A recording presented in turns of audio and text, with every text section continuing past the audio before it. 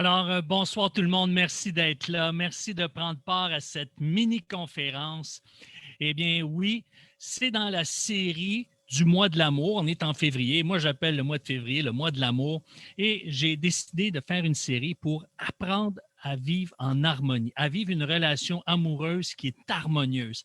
Alors, je veux vous partager ce que l'intelligence genrée dit sur les relations amoureuses, puis comment rendre nos relations amoureuses plus harmonieuses. Alors, on va voir cette semaine, pour cette troisième partie, comment notre passé peut affecter notre relation amoureuse. C'est clair que notre passé nous affecte parce qu'on le porte.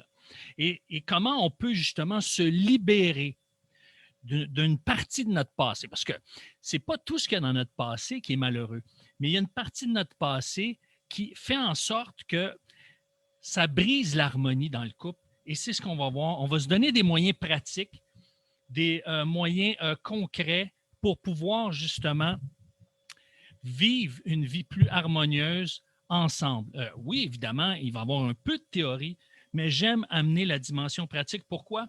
Parce que c'est ce qu'on a besoin. C'est ce qu'on a besoin pour pouvoir aller plus loin et pouvoir d'une manière pratique s'aimer et communiquer sainement. Ça, c'est la clé. Communiquer sainement. Donc, les secrets d'une relation d'amour harmonieuse, comment mon passé affecte-t-il ma relation amoureuse? Alors, eh bien, dans un premier temps, on doit apprendre à communiquer en situation de crise parce que quand il y a une tension, eh bien, on n'est pas à notre meilleur. Et c'est ça qui fait en sorte qu'on n'a pas toujours le doigté qu'il faut pour intervenir. Puis les plus grands défis dans toutes les relations, c'est de gérer nos différences, nos désaccords.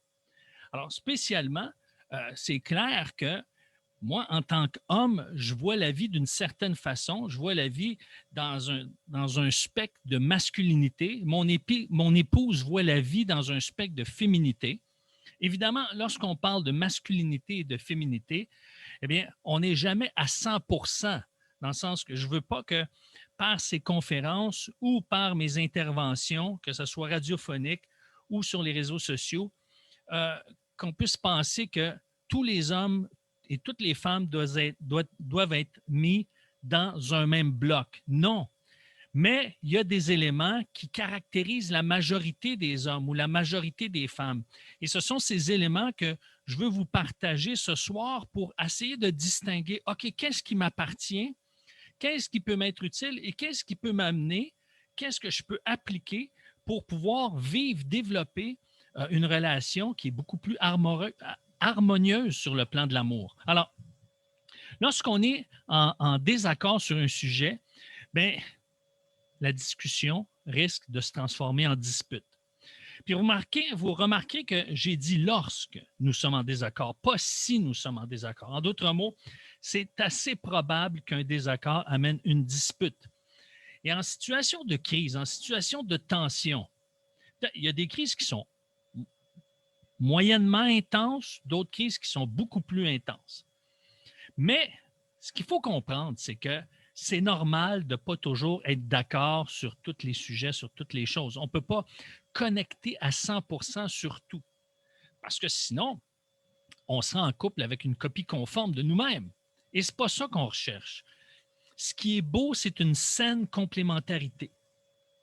Par contre, ce qui arrive, c'est que dans cette complémentarité, eh bien, on a des valeurs, on a des opinions différentes et ça amène des désaccords.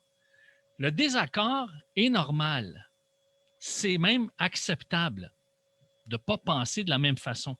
Par contre, les batailles, les chicanes, les tensions, elles, peuvent devenir destructrices. Pourquoi? Parce qu'un désaccord peut tourner en dispute.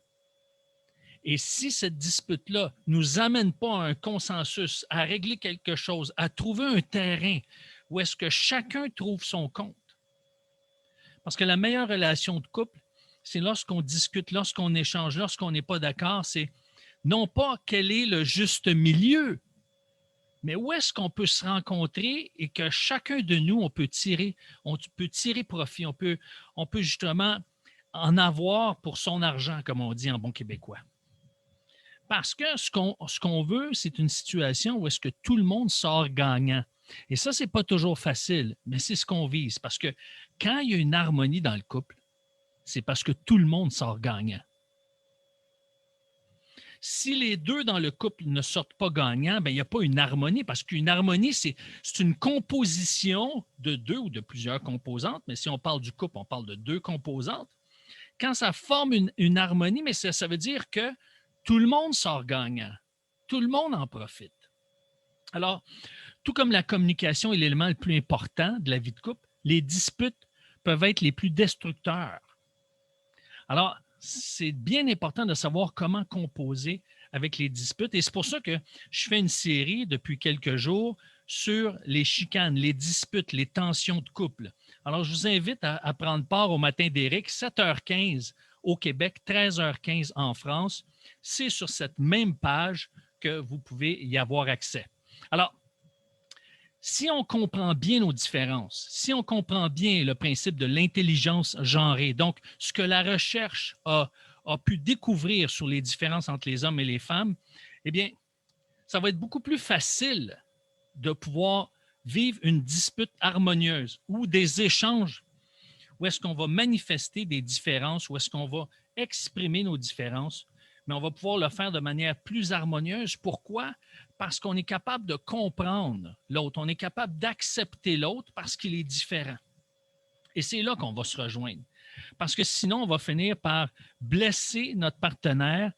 Et plus qu'un partenaire est blessé, plus que la relation s'effrite, surtout s'il n'y a pas de réconciliation, s'il n'y a pas une communion qui s'installe, s'il n'y a pas ce terrain-là où est-ce qu'on se rapproche l'un de l'autre. Eh bien, moi, je crois que c'est possible, mais ça demande justement soit de l'accompagnement, soit de la recherche et énormément de bonne volonté. Alors, en situation de crise ou en situation de tension, dans le feu de l'action, on oublie souvent comment communiquer en fonction des besoins de notre partenaire. Souvent, malheureusement, on cherche à défendre nos intérêts, on veut être compris, on veut être accepté. Et là, on oublie que l'autre nous entend ou nous voit d'une façon différente. Nous, on le communique d'une façon et eux nous entendent, notre partenaire nous entend ou nous voit d'une manière différente et il faut tenir compte de ça. Alors, le secret pour éviter qu'une discussion ne tourne pas en dispute, bien, c'est une communication aimante et respectueuse. Puis c'est tout là le défi. Alors, dans ces moments-là qui sont plus difficiles, une communication adéquate va renforcer nos liens si justement on trouve un terrain où est-ce qu'on connecte, on trouve un terrain de réconciliation, on trouve un terrain où est-ce qu'on est capable de s'harmoniser, de ce que chacun trouve sa part. Mais une communication insensible va provoquer inévitablement la rupture de la relation. Et s'il n'y a pas rupture, eh bien, qu'est-ce qui va arriver? On va devenir comme des colocataires. Il va y avoir un semblant de paix qui va s'installer, mais on vit chacun nos vies indépendantes dans un même lieu, dans un même endroit. Et on partage les dépenses, on vit ensemble des sorties, mais il n'y a plus ce lien amoureux qui nous garde en contact. Et ça, c'est dangereux. Et c'est pour ça que lorsqu'on réussit à traverser une période difficile et qu'on tisse des liens plus forts, on bâtit une meilleure relation. Quand on a passé au travers une épreuve, au travers une période difficile, eh bien, c'est clair que si on a passé au travers, la relation elle est plus forte. Et ce qui arrive, c'est que si on a passé au travers des épreuves, on a persévéré, on a persisté, bien, on a des preuves, des témoignages de ce qu'on a pu résister aux tempêtes et ça nous aide à résister aux tempêtes qui sont à venir. Et chaque fois qu'on a pu passer au travers des crises, mais qu'on les a surmontées, qu'il y a eu une réconciliation, qu'il y a eu un rapprochement et que chacun des membres du couple en est sorti gagnant, eh bien, c'est sûr que l'amour prend de l'ampleur, l'amour prend de l'expansion, c'est évident. Et c'est pour ça que chacun d'entre nous, ce qu'il faut comprendre, c'est qu'on n'a pas appris comment gérer des situations difficiles. Moi, je n'ai jamais eu. Écoutez, j'ai été jusqu'à la maîtrise à l'université. J'ai suivi plusieurs formations.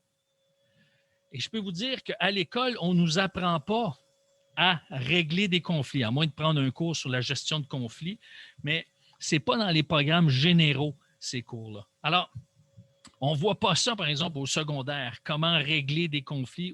Si on le voit, on l'effleure.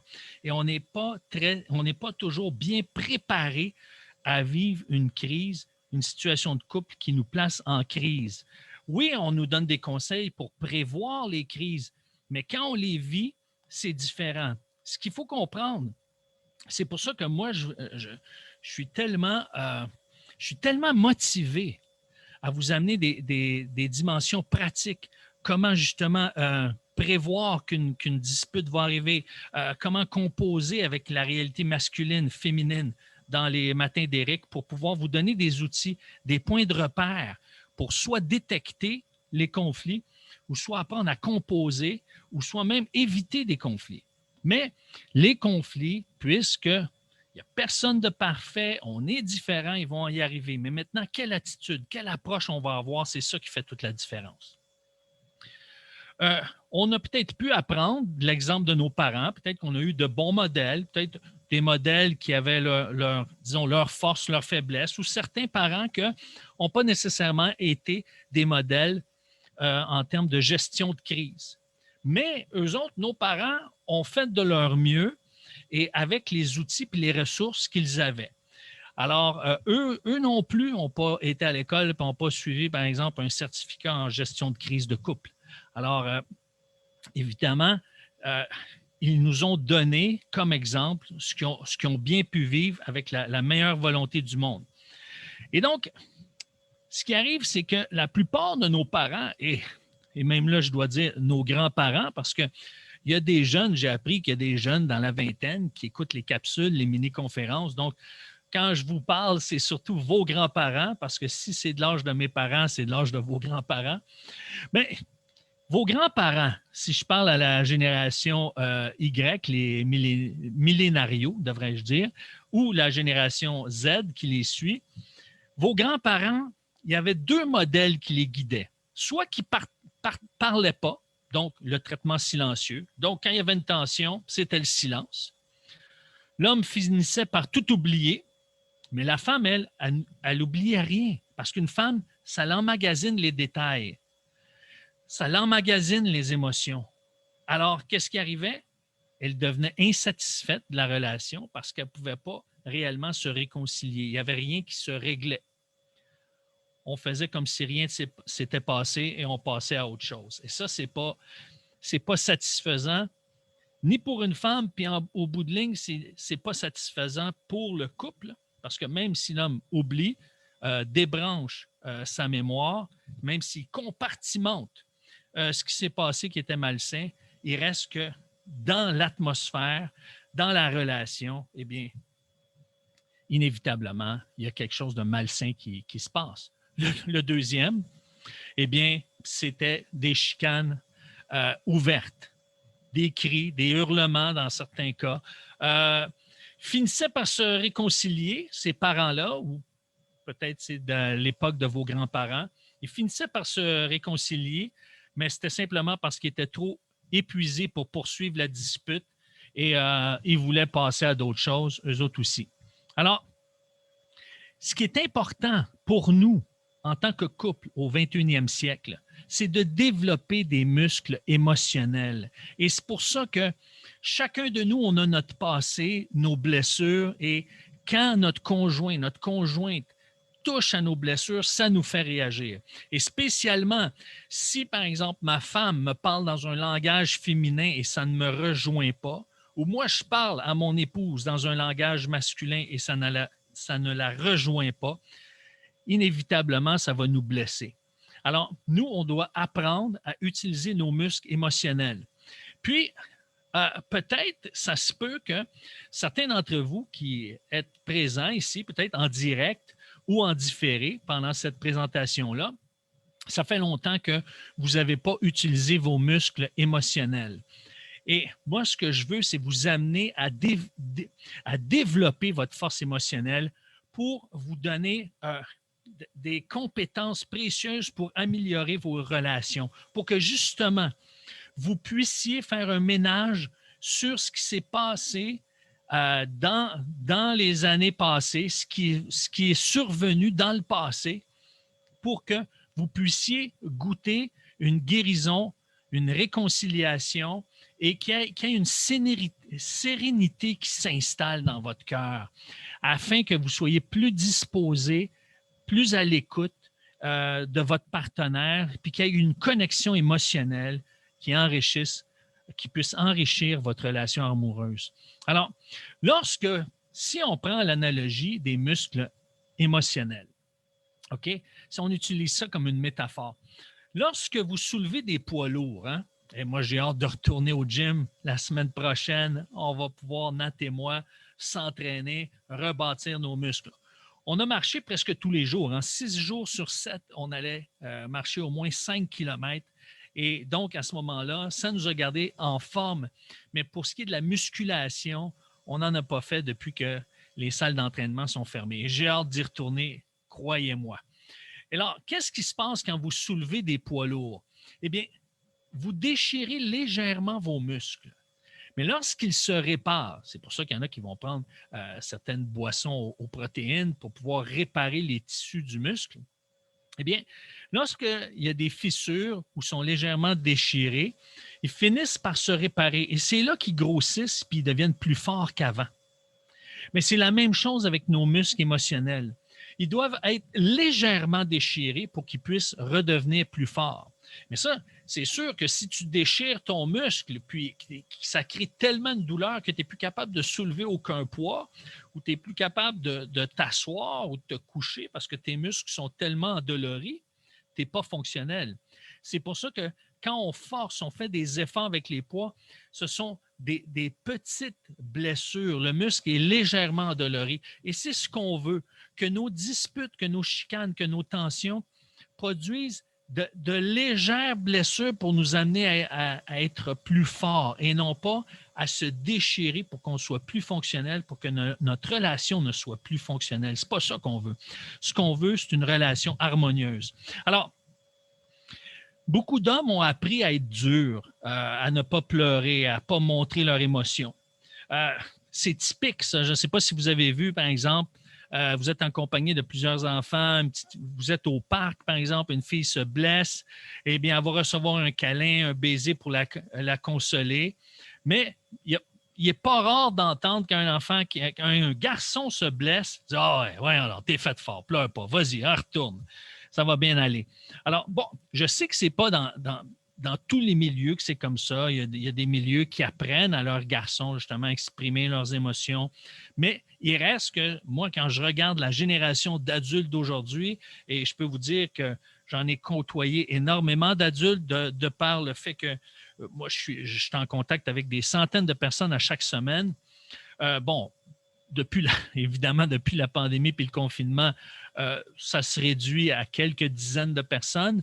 Mais je peux vous dire une chose, c'est évident que c'est beaucoup plus facile, même au 21e siècle, à une femme d'exprimer ses émotions, de montrer ses émotions qu'à un homme encore aujourd'hui. Est-ce que ça l'a changé depuis les 60 dernières années? Évidemment, les hommes sont beaucoup plus expressifs de leurs émotions, mais il y a encore un décalage entre les hommes et les femmes. Maintenant, les hommes ont intérêt à apprendre à exprimer leurs émotions. Et c'est pour ça qu'ils vont l'apprendre de leur partenaire. Ils vont l'apprendre de leur mère, ils vont l'apprendre de leur sœur. Mais puisque la relation de couple, c'est une relation qui est beaucoup plus intime, eh bien, c'est là que les hommes apprennent à exprimer et d'une manière sécuritaire leurs émotions. Et c'est important que les femmes apprennent c'est quoi le langage masculin pour qu'ils puissent faire sentir à leurs partenaires qu'ils sont dans un environnement sécuritaire. Parce que si on accueille un homme puis on veut le faire parler dans ses émotions avec des intentions féminines, c'est sûr qu'il y a bien des chances, des probabilités que votre partenaire ait de la difficulté encore, même si vous lui dites, par exemple, « Oui, rouvre-toi ». Il y a tout un contexte, mais ça, on peut y revenir plus tard et j'en parle souvent dans mes capsules d'Éric le matin. Alors, savez-vous que le taux de suicide est vraiment plus élevé chez les hommes que chez les femmes?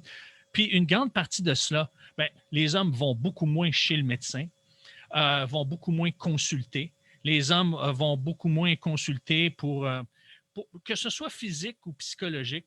Les hommes consultent moins et s'ouvrent moins. les femmes s'ouvrent plus. Donc, c'est pour ça que les recherches démontrent que le taux de suicide est moins élevé chez les femmes, règle générale, que chez les hommes. Alors, et ce qu'il faut comprendre dans tout ça, lorsqu'on est en situation de couple, en situation de crise, lorsque notre partenaire nous fait mal, parce que notre partenaire s'exprime, parce que je m'exprime, on ne se comprend pas, on ne s'accepte pas, on veut que l'autre change, on voudrait que ça se passe différemment. Donc, il y a une tension et la clé de tout ça, c'est le pardon. La clé qui va nous amener à guérir de nos blessures émotionnelles, c'est le pardon. Et quand vous pardonnez quelqu'un, dites-vous que c'est pour vous que vous le pardonnez, pour que vous puissiez vous relâcher, vous libérer.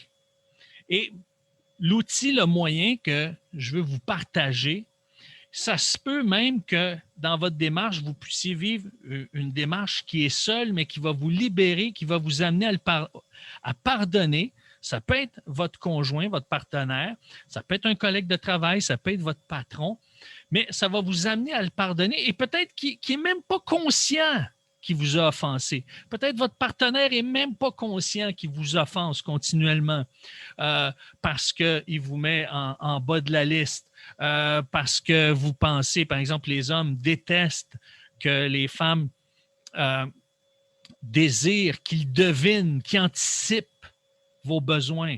Alors, et les femmes n'aiment pas passer en bas de la liste. Alors, voyez-vous, il y a des éléments comme ça qui blessent de part et d'autre. Et qu'est-ce que ça fait? Bien, ça fait qu'on peut refouler, ça fait qu'on peut développer de la rancœur. Mais ce que je veux vous proposer ce soir, c'est une démarche pour se libérer de la rancœur et c'est une démarche personnelle.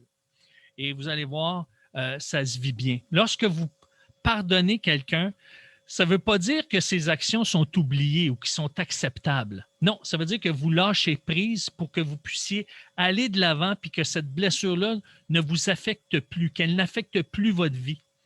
Sinon, vous allez continuer à porter la blessure. Et en quoi ça vous est utile de porter une blessure?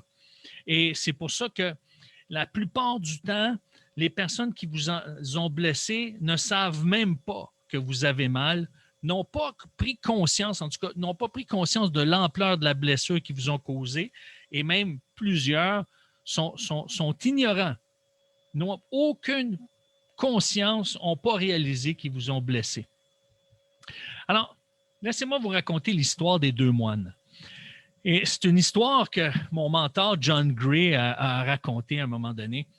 Et il disait qu'il y avait deux moines qui avaient fait un vœu de ne jamais toucher une fille, donc d'avoir une certaine distance des filles. Il avait fait un vœu comme ça. Et à un moment donné, il y a une fille qui est bien vêtue, une belle robe longue, mais veut traverser un cours d'eau. Et là, elle est embêtée, puis elle n'ose pas traverser le cours d'eau. Et un des deux moines décide de la prendre dans ses bras, puis la faire traverser, puis la déposer là. Et là, après qu'il ait fait ça, l'autre moine traverse le cours d'eau, et après un certain temps, ils continuent à marcher ensemble, ils marchent. Puis le moine qui n'a pas fait traverser, la fille commence à dire « Hey, comment ça se fait que tu as brisé le vœu? » Et savez-vous qu'est-ce que le moine qui a porté la fille a dit? Comment ça se fait que tu la portes encore? Moi, je l'ai portée et je l'ai laissée là, c'est fini. Mais toi, tu la portes encore. Tu es resté là-dessus. Tu es resté sur le fait que j'ai porté une fille. Donc, c'est toi qui la portes dans le fond. Tu portes cette réalité-là. Et voyez-vous que on peut porter, qu'est-ce que cette histoire raconte? C'est qu'on peut porter des blessures ou un fardeau qui ne nous appartient pas à nous. Parce qu'on voit que quelqu'un a fait quelque chose qui ne va pas en fonction de nos valeurs, qui ne va pas en fonction de nos priorités, de nos principes. On peut même porter des douleurs pour la transgression d'une autre personne. Alors que lui, le moine qui a fait traverser la fille, là, il a offensé celui qui ne l'a pas traversé, mais pourtant, le transgresseur, c'est celui qui a fait traverser la fille. Voyez-vous? Alors, Il y a des blessures qu'on porte parce qu'on les a subies directement, puis il y a des blessures qu'on porte parce qu'on les subit indirectement. Comme par exemple, quand nos parents se chicanent, on n'est pas, nous, l'objet de la chicane, mais on vit une blessure parce qu'eux se chicanent puis ça nous fait mal. Ce sont des blessures aussi qu'on porte. Ce n'est pas simplement les gens qui nous ont offensés, mais il y a des gens qui se sont blessés mutuellement et ça nous a amené à porter cette douleur-là. Et c'est de ça que c'est ce qu'on porte et c'est ce qu'on amène dans notre relation amoureuse parce qu'on a été témoin de ces chicanes-là ou, comme on l'a vu, de ces distances. Il y a peut-être des parents qui ne se sont pas chicanés, mais ils étaient très distants, ils n'étaient pas en communion et ça amenait une certaine froideur dans la maison et ça vous a affecté. Donc, moi, ce que je vous invite à faire pour retrouver une sérénité, c'est utiliser l'écriture émotionnelle. C'est en 5 étapes, vous allez voir, c'est facile. Vous pouvez réécouter la bande ou vous pouvez écouter l'émission Dan le matin au 97.3. C'est sur ma page ericlantier.net. Je l'ai expliqué rapidement, mais vous avez tout l'essentiel là-dessus. Et vous pouvez m'écrire, je vais vous donner l'adresse à la fin si vous avez besoin de plus de précision. Mais je vous lance les grandes lignes et vous allez voir, ça se fait assez simplement, mais c'est très puissant comme démarche. Tous ceux qui l'ont expérimenté, qui m'ont témoigné, qui l'ont expérimenté cette démarche-là, ça leur produit une libération. Il y a des personnes qui réagissent d'une façon, d'autres d'une autre, mais le résultat est là au bout de la ligne. Donc, vous êtes invité à prendre papier, crayon et écrire votre propre ressenti. Et là, je vais vous guider pour vous amener à vous exercer à l'écriture émotionnelle. Vous allez voir, ça amène une saine introspection puis un sain examen intérieur. Il n'y a rien d'ésotérique, il n'y a rien de mystique là-dedans. C'est tout simplement de connecter avec ce qui se passe à l'intérieur, ce qu'on a vécu, et d'encadrer cette démarche-là vers une libération. Et donc, personne ne devrait voir ce que vous écrivez pour que ça soit vraiment personnel, pour que vous puissiez aller au bout. Parce qu'il y a des choses il y a des blessures, il y a des éléments, il y a des fardeaux qu'on porte, puis on n'a pas osé y aller par de la pudeur, par qu'est-ce que les autres vont penser. Donc, c'est vraiment une démarche personnelle que vous vivez personnellement et ça doit se passer en toute simplicité. Et ce qui est important, c'est quand vous allez vous mettre à écrire, de ne pas modifier vos pensées, de ne pas vous censurer. Vous écrivez spontanément ce qui vous vient à l'esprit et pour pouvoir connecter avec ce que vous êtes en train de vivre, ce qui est en train de se passer intérieurement. Certains vont le vivre émotionnellement, certains vont le vivre avec beaucoup d'émotions, d'autres avec un peu d'émotions et d'autres ils verront pas, ils n'auront pas un effet émotionnel. Et ça dépend d'une personne à l'autre, ça peut varier. Alors, n'évaluez pas le succès de cette démarche-là avec l'intensité émotionnelle. Maintenant, s'il y a de l'intensité émotionnelle, j'ai eu à discuter avec une personne qui a vécu beaucoup d'émotions par cette démarche-là. Et par la suite, eh bien, les émotions étaient de moins en moins fortes. Pourquoi? Parce qu'il y avait un besoin que certaines émotions sortent. Ça peut arriver, mais ça se vit différemment d'une personne à l'autre et d'une fois à l'autre, ça peut se vivre d'une manière différente. Alors, c'est parfait comme ça. Donc, ce n'est pas dans l'intensité de l'émotion que vous allez juger le succès ou vous allez juger si ça a opéré une libération. Vous allez le voir à la fin de la démarche et parfois même, ça peut être quelques jours plus tard, il y a une sérénité qui va s'installer dans votre cœur et c'est ça qui est la marque de la libération. Alors, certains vont se sentir coincés au début, d'autres plus émotifs. Moi, je vous invite à persévérer.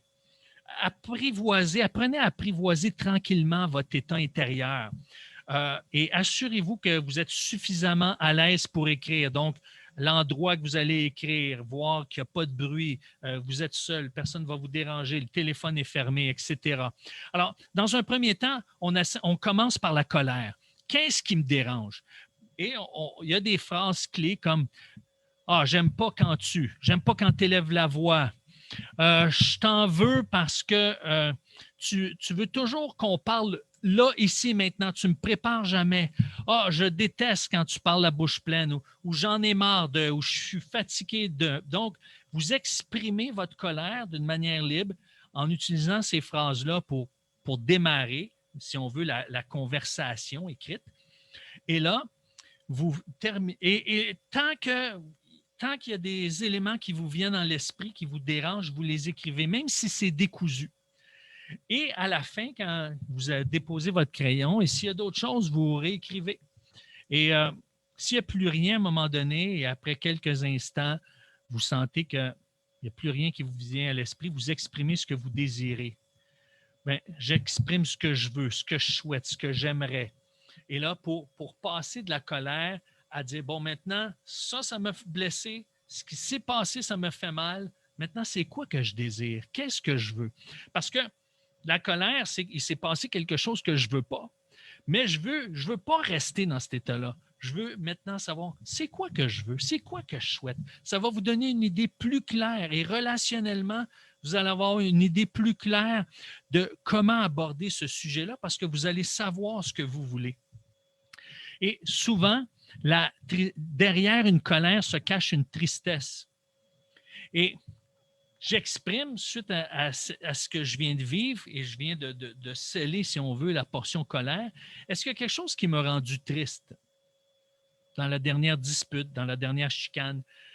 Donc, je me sens triste quand il se passe ça, je me sens blessé quand on me parle de cette façon-là, je me sens mal ou je suis déçu parce qu'on m'a oublié, parce qu'on a parlé fort, etc. Et ensuite, une fois que même chose, j'écris tout ce qui me vient, tout ce qui me sort, et après, ce que je désire, ce que je veux, ce que je souhaite, ce que j'aimerais. Et ça me permet de voir plus clair et une fois que j'ai passé au travers la tristesse, puis je vois plus clair et je sais davantage ce que je veux, parce que souvent on se dit, ah, qu'est-ce que tu veux dans cette situation-là? Ah, je ne le sais pas. Pourquoi? Parce qu'on n'a pas fait cette introspection-là dans notre cœur. Et qu'est-ce que ça fait?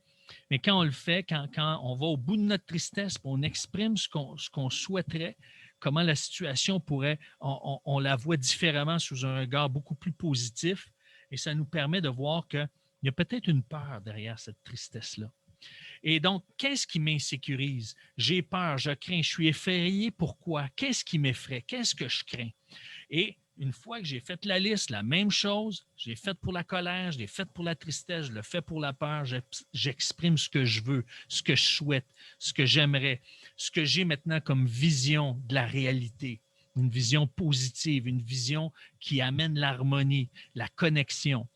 Et là, à ce moment-là, bien, une fois que ma colère, ma tristesse et ma peur ont été identifiées, je peux voir maintenant, OK, j'ai réagi d'une certaine façon, puis ça m'amène à mettre l'accent sur la douleur que j'ai subie. Quelles sont les douleurs que j'ai subies lorsque j'ai été en colère dans telle circonstance, lorsque ça m'a rendu triste, lorsque ça a occasionné de la peur? Quelles sont les douleurs? Essayez de voir s'il n'y a pas des douleurs qui vous ont échappé. Et après ça, est-ce que j'ai une part à jouer dans ce conflit-là?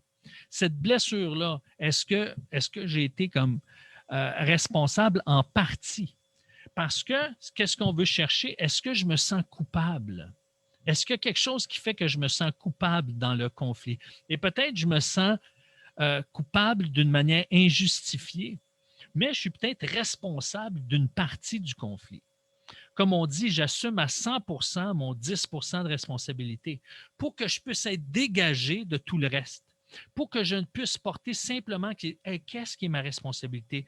Je vois plus clair maintenant, je sais ce que je veux d'une manière plus claire et donc ça m'amène à porter uniquement la responsabilité qui me revient. Qu'est-ce que j'ai à apprendre de ce conflit, de cette douleur-là, de cette blessure du passé? Et d'écrire justement, de continuer à écrire. Est-ce que j'ai une part à jouer dans ce conflit-là? Quelle est ma part? Quelle est ma responsabilité? Et mon pourcentage de responsabilité? Et finir en disant, je suis désolé de, pardonne-moi pour, ou je n'ai pas souhaité que ça se passe comme ça. Et je te demande pardon, par exemple, et terminer avec qu'est-ce que j'aimerais qui se passe la prochaine fois? Qu'est-ce que j'aimerais, encore une fois, avoir une vision positive pour régler la culpabilité et apprendre de cette situation-là. Et je finis, à chaque segment, je finis sur une note positive, mais ma lettre, elle peut avoir plusieurs pages. J'ai connu des personnes qui avaient une lettre de 11 pages. D'autres, ça peut être plus court. Là. Je ne suis pas en train de dire qu'il faut que ça soit long à chaque fois. Non, mais moi, pour l'avoir vécu, je peux vous dire que ma main n'arrêtait pas d'écrire. J'avais l'énergie parce qu'il y avait tellement de choses que j'avais besoin d'évacuer. Et je peux vous dire, c'est très positif. Et là, on finit sur une note en exprimant notre amour, notre pardon, notre compréhension, notre désir, en disant « j'aime quand tu merci pour, je comprends que, je te pardonne pour, je t'aime parce que ». Et donc, vous finissez sur une note positive. Vous avez examiné toute chose, vous avez retenu ce qui est bon et là, vous avez une vision positive de ce qui s'en vient. Et vous terminez en disant « ah, j'aimerais tellement qu'il se passe ça ». Et évidemment, il y a des segments que vous pouvez partager avec votre partenaire, votre conjoint, mais tant que vous ne vous êtes pas approprié cette démarche-là et vous ne l'avez pas fait seul, c'est important de le vivre seul pour ne pas censurer aucun des segments de cette approche-là. Donc, vous exprimez votre colère et après ça, qu'est-ce que vous désirez qu'il se passe? Votre tristesse, et qu'est-ce que vous désirez qu'il se passe? Vos peurs, qu'est-ce que vous désirez qu'il se passe? Et ensuite de ça, évidemment, la culpabilité. Et qu'est-ce que vous souhaiteriez qu'il se passe? Et terminer par votre amour, votre pardon, votre compréhension et vos désirs en exprimant encore une fois comment vous souhaiteriez les prochaines fois que ça se passe pour aller de l'avant. Alors, plus vous allez utiliser cette technique, plus vous en verrez les bénéfices. C'est un excellent outil. Je vous invite à vous pratiquer. Plus vous allez vous pratiquer, plus vous allez devenir à l'aise à l'utiliser. Alors, c'est certain que ça va amener un rapprochement beaucoup plus fort, un amour beaucoup plus grand, parce que au lieu de refouler, vous allez apprendre à faire le ménage, faire le point, puis savoir ce que vous voulez vraiment dans la relation, dans la situation, et vous allez avoir une idée beaucoup plus claire parce que ça va vous amener à faire le point sur la situation. Et moi, je suis là pour vous aider si vous avez besoin d'aide, d'accompagnement. Parce que, vous savez, pour savoir ce qu'on veut, dans la démarche, il y a à chaque étape, qu'est-ce que je veux? Qu'est-ce que je veux voir? Bien, si je ne sais pas où est-ce que je m'en vais, eh bien, je peux difficilement anticiper l'avenir d'une manière sereine. Au contraire, si je ne sais pas où est-ce que je m'en vais, qu'est-ce que ça développe? De l'anxiété. Alors, je ne peux pas savoir ce que je veux si je ne sais pas à quoi ça ressemble. Et donc, c'est pour ça qu'en faisant cette démarche-là, ça m'aide à voir plus clair à quoi ça ressemble une qualité de vie harmonieuse, une relation d'amour harmonieuse. Ça ressemble à quoi ça? Alors, c'est pour ça que moi, je veux vous offrir un cadeau. Une rencontre pour faire le point, pour que vous puissiez visualiser un avenir harmonieux dans votre relation de couple, pour que vous puissiez garder votre focus et cheminer vers le changement, pour pouvoir passer à l'action d'une manière concrète. Et moi, j'aime tellement ça, pouvoir vous accompagner là-dedans. Parce que je peux vous dire une chose, c'est que une relation d'amour harmonieuse, ça fait toute la différence dans une vie. Ça l'affecte positivement tous les aspects de notre vie, que ce soit notre vie professionnelle, notre vie communautaire. Ça a un effet positif d'avoir une relation amoureuse harmonieuse. Alors, le prochain pas, c'est quoi? Bien, vous commencez par prendre un questionnaire. Je vais vous envoyer un questionnaire. C'est très court. Hein? Ça peut prendre une quinzaine de minutes le remplir environ, mais ça fait le point. Et après ça, on a une discussion ensemble de 45 minutes, soit par Zoom ou par téléphone. Et ça vous aide à faire le point, à savoir, oh, ça ressemble à quoi une relation harmonieuse? Ça ressemble à quoi une vie beaucoup plus épanouie? Et ça va vous aider à cheminer puis à aller de l'avant. Alors, je vous invite à m'écrire. Éric Lantier, @marsvenuscoaching.com. L'adresse est ici à l'écran, Éric Lantier, marsvenuscoaching.com, ou vous pouvez m'écrire puisque si vous me suivez, soit par YouTube, sur ma page ériclantier.net ou sur la page Facebook, il y a toujours moyen d'avoir accès en m'envoyant un message, soit par Messenger sur Facebook ou soit par la réponse que vous avez sur ces différentes pages-là. Donc, vous pouvez m'écrire. Mais si vous voulez m'écrire par courriel, c'est Éric Lantier, marsvenuscoaching.com. Alors, j'espère que cette rencontre vous a plu. Ça vous a donné un outil pour aller de l'avant, pour apprendre à vous libérer de la colère, vous libérer de la tristesse, vous libérer de la peur, vous libérer de la culpabilité. Et ça va vous amener à voir, à savoir davantage qu'est-ce que vous voulez et à quoi ressemble dans votre vie, dans votre réalité, une relation de couple harmonieuse. La semaine prochaine, la dernière de ce segment de 4 rencontres des mercredis soirs, le 24 février, donc mercredi prochain, 20h, les secrets de la passion. On va terminer sur une note ultra positive, une note chaleureuse. Sur ce, eh bien, merci d'avoir été là. Merci d'avoir pris part à cette belle rencontre. Je suis bien content. Oh, je viens de voir, j'ai dépassé un peu le temps, mais la semaine prochaine, je m'engage à rester à 30 minutes. Merci d'avoir été là. Je vous souhaite une bonne fin de soirée. Au revoir.